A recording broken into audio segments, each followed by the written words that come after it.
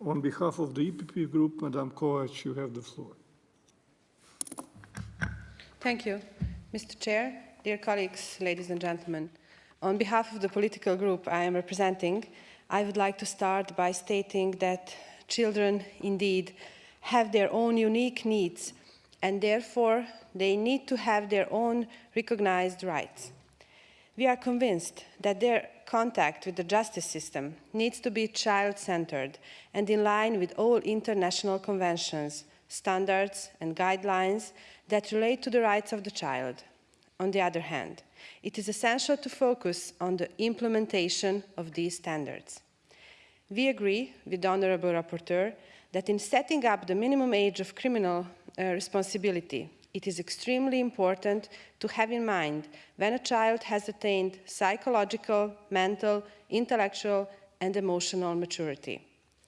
Children should indeed be kept in detention or be imprisoned only as a last resort and for the shortest appropriate period of time.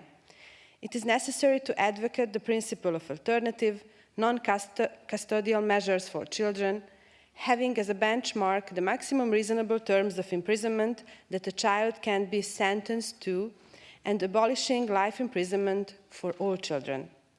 Over the last few years, here in the Parliamentary Assembly, we have discussed a number of reports that address the problem of prison overcrowdings and how we should be looking at alternative methods of imprisonment.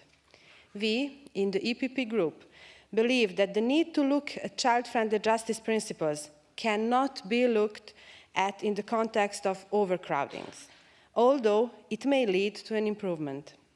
Child-friendly justice and alternatives to custodial measures must be addressed and implemented by member states because children should have their needs addressed in a unique manner because their needs are truly unique. The EPP group strongly supports upholding of the principles and articles of the United Nations Convention on the Rights of the Child. In this sense, we fully support this report, and we want to thank, of course, and congratulate our colleague, Mr. Schenach, for his excellent and dedicated work, as well as for this forward-moving, child-centered report. Finally, in order to really address the issue relevant to child-friendly justice, we need primarily to focus on prevention of juvenile delinquency. It is not so much how the justice system treats children once they are caught up in it, but which prevention strategies can really be successfully implemented in preventing juvenile delinquency.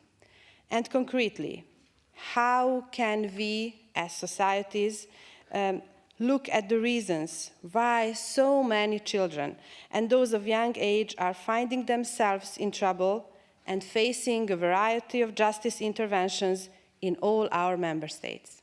Thank you for your attention.